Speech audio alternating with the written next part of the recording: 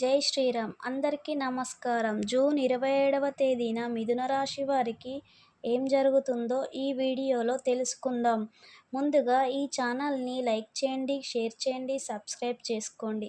మిథున రాశి వారికి జూన్ నెలలో విదేశానికి వెళ్ళి ఉద్యోగ ప్రయత్నాలు చేసేవారికి మరియు చదువుల కొరకు ప్రయత్నం చేసేవారికి ఈ నెల 27వ తేదీ నుంచి బాగా కలిసొస్తుంది అని చెప్పుకోవచ్చు. ఈ రాశివారు ఇతర వ్యాపారాలలో పెట్టుబడులు పెడితే బాగా నష్టపోతారు. ఈ రాశివారికి సోదర సోదరీమణులతో విభేదాలు వస్తాయి కాబట్టి కొంచెం జాగ్రత్తగా ఉండాలి అని చెప్పుకోవచ్చు.